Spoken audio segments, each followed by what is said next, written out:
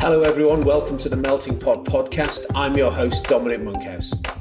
The Melting Pot is as a result of my hunger for optimizing business performance, scaling up organizations, corporate culture, customer addiction, building high-performing teams, along with a few other obsessions along the way. I've spent the last several years working for and with some of the most successful, top-performing companies in the world. And this podcast is my attempt to synthesize what I've learned along the way to help you build a high-quality business and live a more fulfilling life. If you enjoy the podcast, you can find more information on today's episode and other topics at dominicmonkhouse.com. Hello, today I'm talking to Andrew Dobbie, the founder and CEO at MadeBrave. Two things that I think you'll enjoy about the conversation I have with Andrew. One is that they created a social media following just by chronicling their scale-up journey. And in 2015, they even launched a brand of clothing so that the people who followed their business could buy their branded clothing. And the other thing we talk about is how, from Andrew's perspective, that the company brand and the employer brand and attracting great people and doing great work for clients are not separate things. They are two things and they're intrinsically linked. And we talk about how his job has changed as the agency's gone from the first person he hired, where they made a deal that if it didn't work in 3 months, they could both go back to being contractors, to now with one acquisition behind him and 4 open headcount, and this year doing 4 million. So great high energy conversation with Andrew. Some great tips in there as well about how to use awards tangentially to scale your business or win new clients. I had a great time talking to him. I hope you enjoy it as well. Hi, my name is Andrew Dobbie. I'm the founder of MadeBrave, a creative brand agency based out of Glasgow in Scotland. I also run a content production agency called Campfire, where we have offices in Edinburgh and London. And Andrew, you've got a fantastic, ridiculous, brave story about how and why you started this business. What's your founding myth around this business? Sure. So my background is I was a designer and a photographer. I worked in a very small agency. Once I left college, etc., I worked in a small agency for a few years, 7 or 8 years actually, but it was no more than sort of 6, 7, 8 people at any one time. And when my son appeared on the scene, so when he was 2 weeks old, I thought, what a bloody great time to leave your job and start a business. So when he was 2 weeks old, I had little more than £1,000 in my bank, and I left literally to be a freelance designer, which I thought at the time, but very quickly it turned into a business. And suppose so with MadeBrave, within a year, I had 6 full-time employees in our team. And within 2 years, we had 16, and then it's just been a sort of continual growth since then. So, small baby. Why did you decide that was the moment that you needed to be a freelancer? Well, I suppose for me, first of all, it was money driven. So the business I was in was a smaller business. And once children appear on the scene, you start to realise that, I realised my wife was not going to be working, and nappies and childcare and all this stuff's quite expensive. So I thought if I left my job at that point, I thought I could make maybe a couple of £100 a day as a freelancer. So that was really the idea. And so I came out and I was a designer and a photographer. So I started doing quite a few different things. So I thought, I'm going to be around babies, so I kind of set up a baby photography business at the same time. And then I was doing design for people, and then I think I booked about 7 weddings, so I started doing wedding photography. And so I was kind of juggling all 3 of these things in that first year, just trying to see which one rose to the top. So very quickly I realised that baby photography was quite stressful, because you could only do like maybe 1 or 2 babies a day, and the babies they seem to have their own schedule. They don't like to work around other people's. So the baby photography I kind of put to one side. Weddings were doing pretty well, but the design side, I started to get really busy quite quickly. So I thought turn that off as well and kind of focused on the design stuff. And then how did you go from being freelance design to where you are now, which is CEO and founder of 2 agencies? Like, you just started to hire people because you ended up with more work than you could handle, or? As I said, got really busy quite quickly. I realised I quite quickly learned in the previous agency I'd worked with, I hadn't really been exposed to the business side as such. I mean, I was pitching to clients, I was managing, managing a small team, working with them. I'd never sort of done the business side. And so when I came out, you very quickly have to learn, right? You have to either sink or swim. So I started concentrating on the business side and realised I was actually quite good at that and enjoyed it. And sort of a few months in, and I'd been up all night with babies and then back working all day, every hour in the day. And I realised there was too much for me to do. So I was sharing an office with a few other freelancers at the time. And there was another guy who was a much better designer than me, who wasn't really enjoying the business side. He was we wanted to go and get another job. And I said, why don't you work for me? And he said, oh no, Andrew, you're just starting out. And I've got kids. I need at least 30 grand. And I was like, shit, I don't have 30 grand. But I realized quickly that you don't need 30 grand to employ someone on 30 grand. You needed, a 30 grand salary is about 2.5 grand a month. So I thought, well, I just need 2.5 grand because I just need to get to the end of this month. And I had more than that. I think I'd saved about 10 grand at this point in time. We made this sort of agreement. Well, if I can't make it by, month 3, there's a probationary period. So, you could go off and look for that other job. And if not, work here. So by the first month, we made that money. The second month was good. By month 3, we did it again, next person. And I just kind of followed that same sort of mentality. And yeah, by the end of the year, we had 6 people in the team. And we sort of run out of space. So we had to kind of move studio again at that point. So there you go. You've got 6 people and you're 12 months in. At what point did you think we now have to have a plan? A plan? What's that? No, I'm kidding. We started, I suppose, by the time we went into that second year, I think we were growing sort of 1 person a month. Because I think by the end of the year, we had 16 or 17, 18 people in the team. So I suppose you're trying to keep track of that growth as it happens, and you hear the stories of people growing too quickly and such like. So I don't think you always need to write a plan down, but I think there's always a kind of plan forming. And very quickly, I think once we sort of went into that second year, press started to pick up on our story. We got quite a lot of coverage. We were documenting everything we were doing on social media, and so very quickly we grew one of the biggest followings of any agency in Scotland, even all the ones that have been around for a long, long time.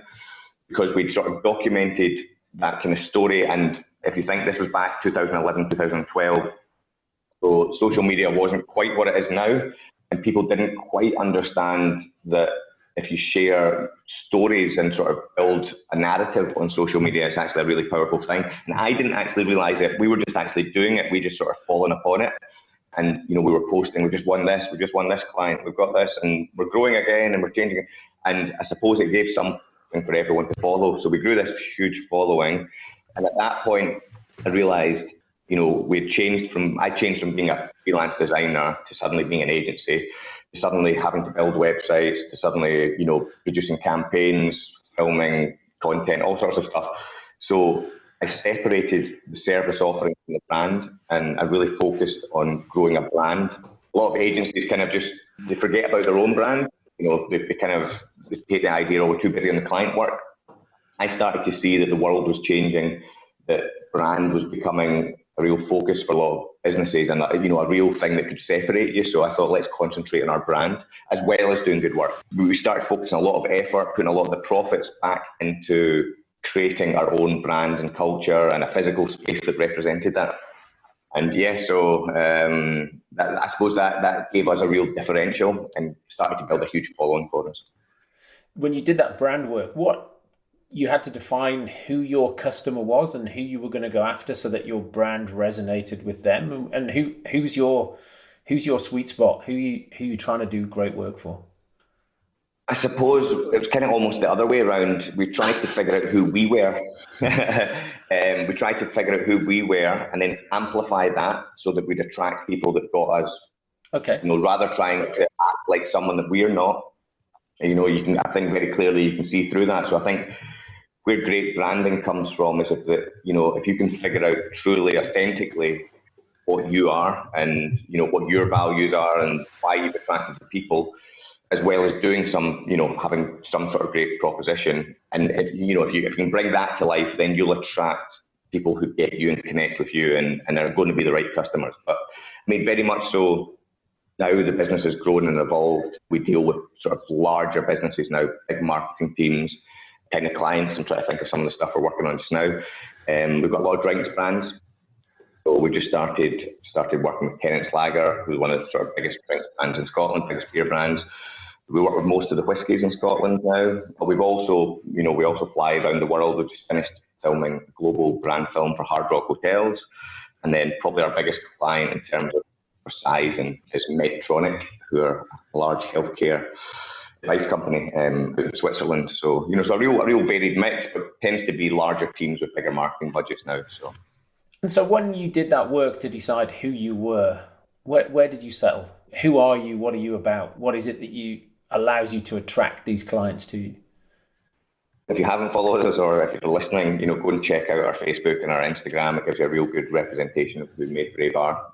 I mean, we're, as an agency, I suppose I tried to create what I'd always seeked for in a job when I was younger.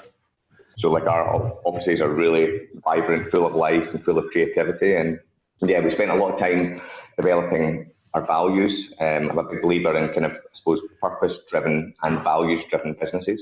One of my favourite books is, or TED Talks is Simon Sinek, Starts With Why. I think he's done a really nice job of sort of codifying and trying to figure out how to create successful brands and successful businesses.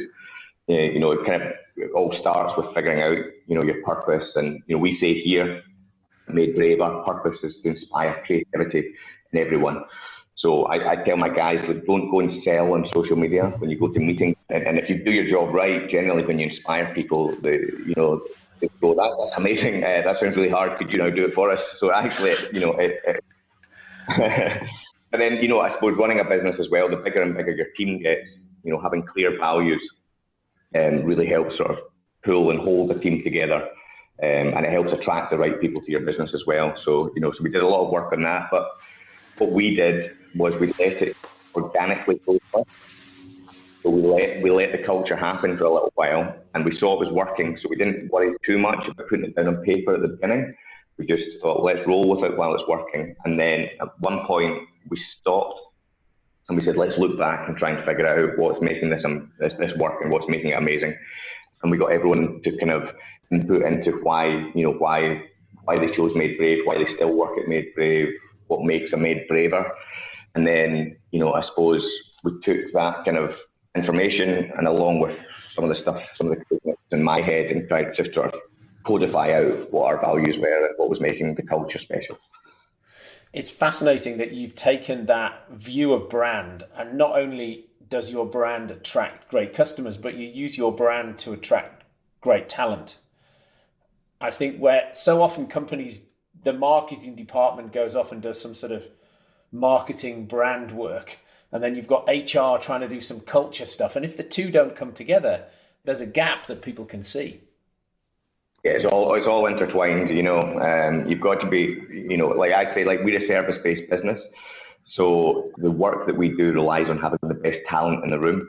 So if we have a great employer brand and we actually look after our team and our employees, that then attracts the best talent. So then in turn, you're going to guarantee that you're going to do the best work for clients. So it's a self-fulfilling machine that you need to do each part of it, because you can't just market to customers. And if you've got an unhappy team, then they're not going to service them correctly. So I'm a big believer in look after the brand and the core that's here. And then if you look after them and make sure that they're in a safe, happy environment, they're going to look after the customers.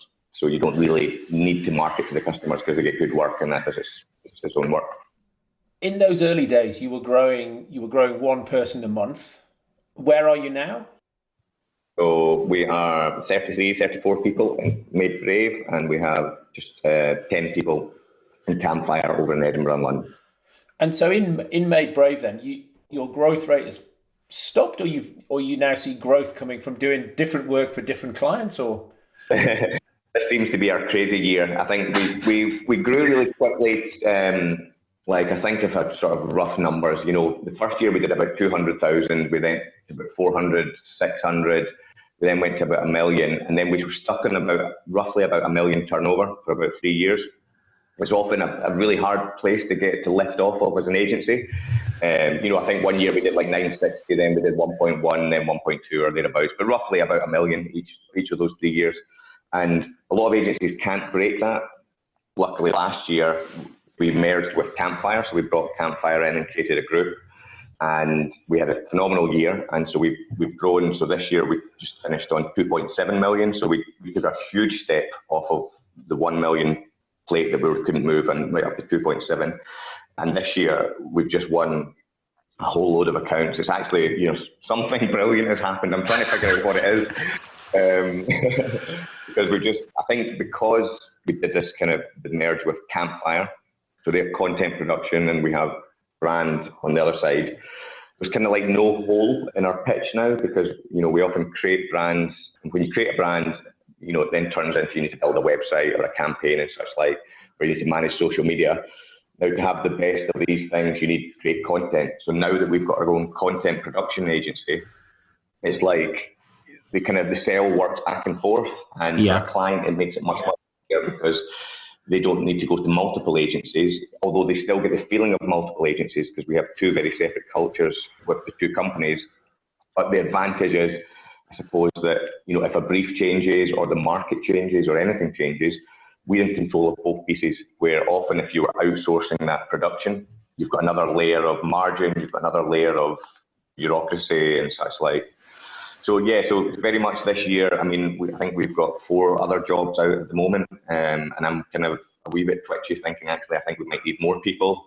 So, we think possibly this year we'll do about 4 million in terms of turnover. So like in terms of growth from those being stuck on that £1 million mark, I think we've managed to now move off of there, and I'm quite excited for this year to see where we head to.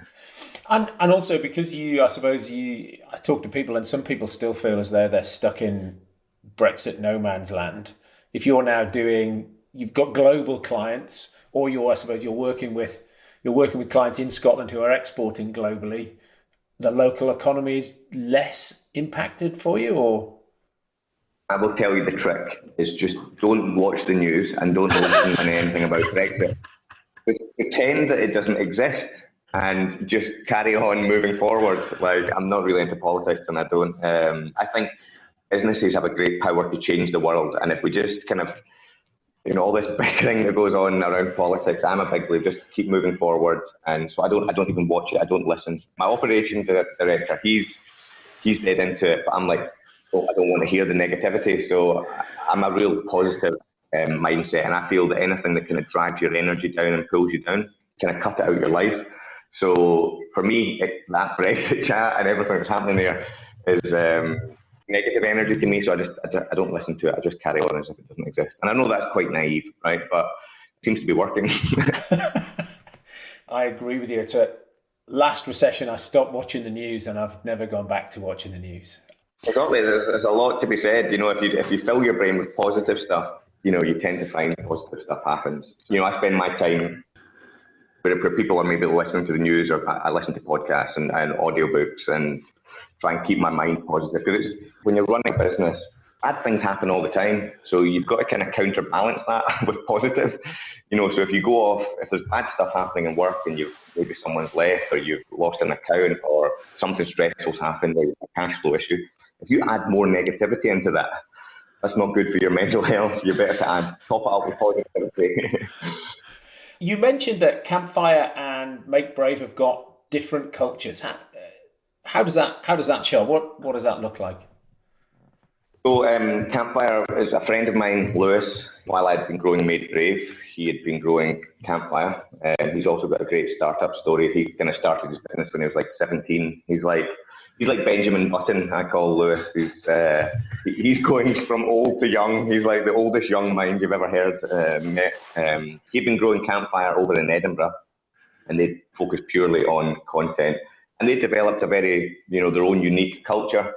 So when we did the deal, I didn't want to change Campfire because, I think if another business is coming in, what Lewis had created was something really special, and you can't just force a culture on someone. So we've made a real decision to keep Campfire as its own brand and culture and business, and MadeBrave as its own. They work very closely together. Now, there's obviously some synergies that me and Lewis had to have kind of similar values for it to work. So, and I think we do. We've found that working over the last year. But yeah, I think keeping what's special there and keeping what's special here kind of seems to work quite well for us. And are there any things that haven't worked so well that you would have tackled differently knowing what you know now? Yeah, I mean, I've learned a lot. I think we've all learned a lot during it. I'm never a big one to say I would go back and do a lot of things differently. I think I've enjoyed the experience because it's been a whole new experience, and I'm still learning. What's working and what's not. No, I think maybe if you ask me in a couple of years' time, I'll have a better answer for that. But at the moment, we're still in that phase of figuring it out and learning how to do cross-company charges and all these kind of things. But it's quite good because it's a new level of learning. It's forced me into employing a financial controller. So we now have a financial controller, which we didn't have before, but to help with all that kind of cross-company charges and such like. But no, I think I'm still on the path of learning, so I don't have anything I'd like to change as such. And so if somebody else is listening to this and they're going through that journey, 1 million to 4 million, is there something, as you sit here at 4 million, you look back and you go, if we'd only done that quicker, or if we'd only done that slightly differently? Not from a sense of regret, but just, have our time again, we could have done it quicker or more smoothly.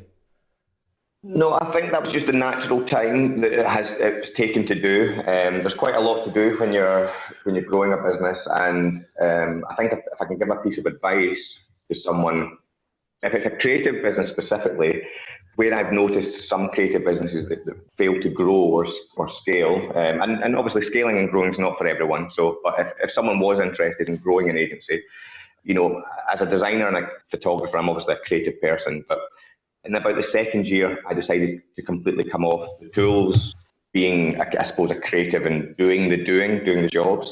And that allows you to actually focus on growing a business. Now, that's not for everyone because some people do that's their thing. I've almost felt like that piece of my life I had done. So I was now going to get new pleasure in learning how to grow a business and build it.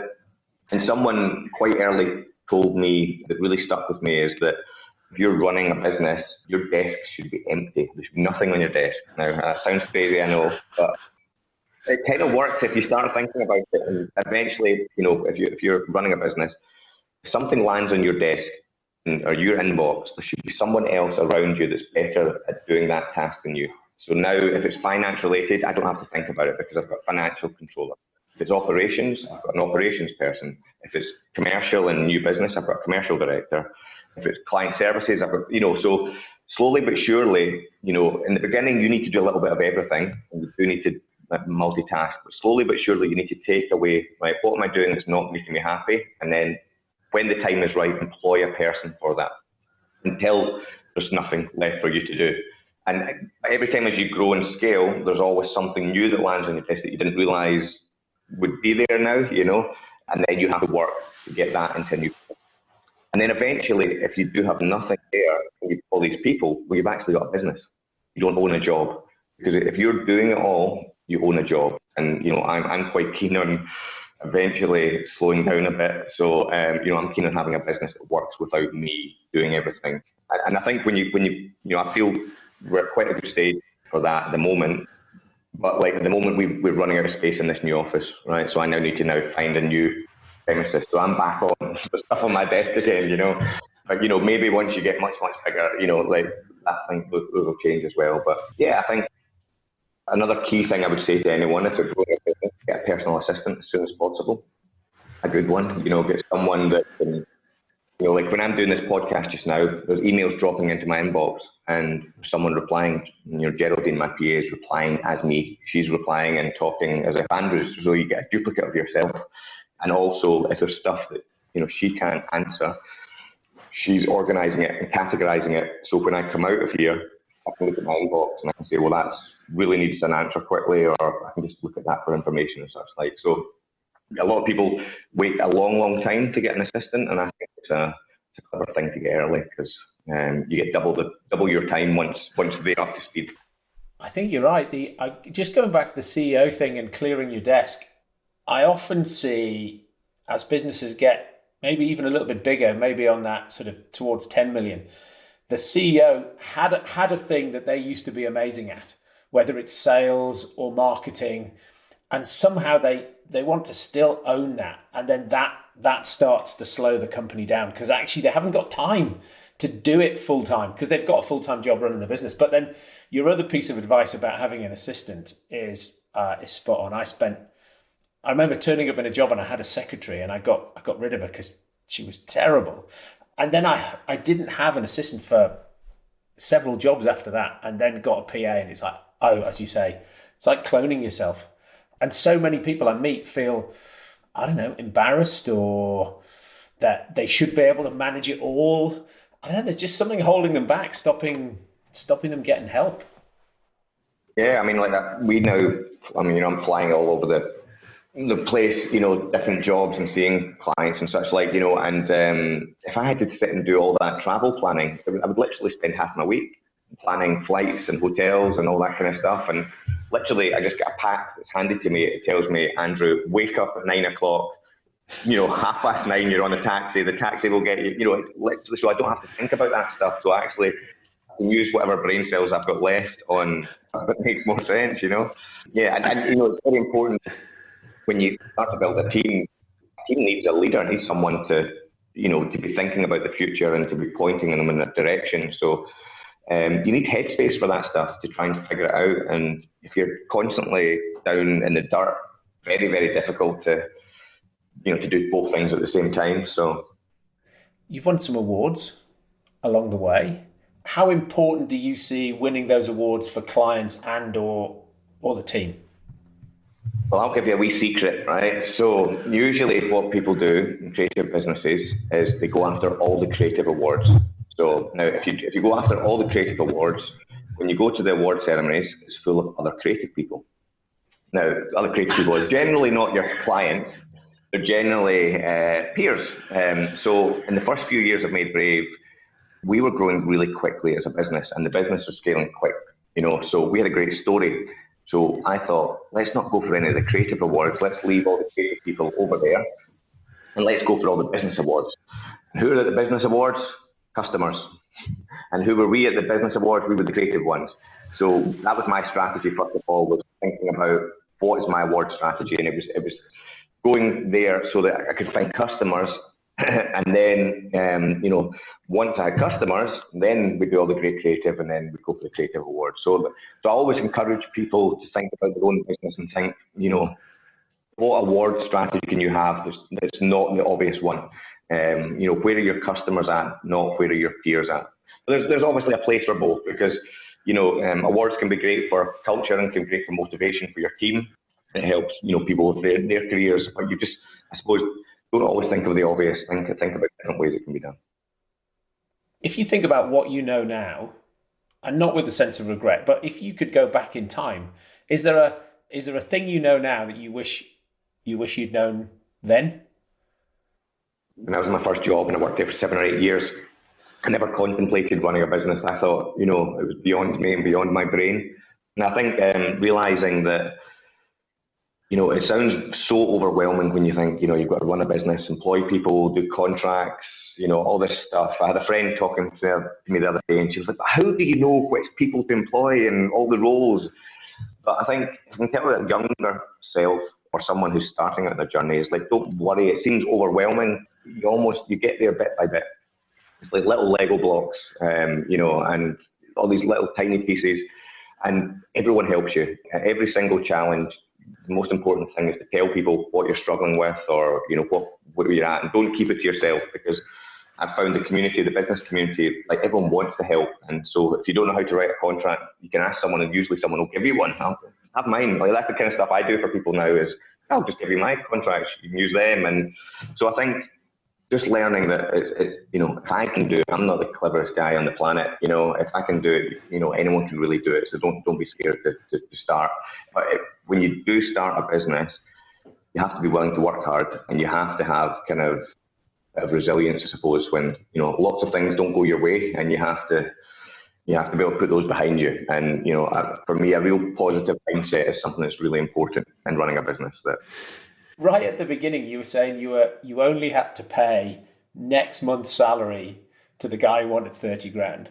How do you balance that rate of growth and risk now? Do you sit with X numbers of months fees in the bank to just, so you've got a rainy day fund? And yeah, so that's really important. Actually, you need to change that mindset. That mindset at the beginning works, right? When you've got much less risk, but now when you've got 40 odd families' livelihood under your shoulders, you've got to be pretty planned out. So we've got everything dialed down. We've got spreadsheets that would make you cry how much work's gone into them. But we've got every part of the business dialed down and dialed in. So we've got all sorts of ratios working. So we know how much cash we need in the bank and for how long, and we're projecting cash flow all the time. And yeah, everything's completely thought about. So I always said, like, when the first few years of MadeBrave, often people, they go off and buy the Porsche really quickly, or they spend the money before they realise they have a corporation tax bill or something else. We stack the money, and I've always been kind of, let's have a big war chest so that you can sleep at night. In the early days, that meant just making sure we always had 100 grand sitting in the bank, always. So even if we didn't need it, like, it just meant that if you had a bad month or bad 2 months, that you weren't worried. Obviously now at the scale we're at, you slightly bit more than that just to make sure. But I think don't go out and spend all your cash too quickly. It's better to have that kind of, because times do go bad, no matter how good you are, or there's always stuff happens. People don't pay you, or pay you very, very late, or jobs go wrong, jobs get halted, and if you've not got cash in the bank, then you're not going to hang around long. So like, cash is like air. It's to a human, cash to a business is like air, so you need cash. And you said you listen to podcasts and audiobooks. So along the way, are there 2 or 3 books that you thought they made a big impact on you that you think other people should listen to? Sapiens it's not a business book, but there's a lot of business learning in it. It's called A Brief History of Mankind. Never pronounced the author. Yuval Noah Harari. Sapiens is a very good book, and it's just a wee bit about where humans have come from. It talks about how tribes have been built, how humans change, and I think it's a great book. There's loads of learning that you can relate into a business and into leadership and running great teams. Another great book that I like is called Hello, My Name is Awesome. So in my line of work, I take a lot of brand names for people, and in that book there, Hello, My Name is Awesome, by Alexandra Watkins. Great little book, takes you about 2 nights to read, and it just talks you through loads of different ways of how to name things, and it gets your mindset into a really great place. If you're ever having to name anything, go and read that book first. Every time I name something, I go and reread it, and then I come up with a great name the day after or the next day. So it's well worth a read. And this one's not a book, but it's a podcast. Guy Raz, How I Built This, is a great podcast. I don't know if you've come across that. Yeah. Little short 30-minute clips of just some of the best business leaders in the world and best brands in the world, and just tell their story of how they grew their business. And I love it. In and out on the way to work and way back from work. It's nice, short and sweet. And it's you always just leave with one little snippet from something someone said. Brilliant. Andrew, thank you very much indeed for jumping on the show and chatting to me today. It's been an absolute pleasure. All right. Thank you for having me.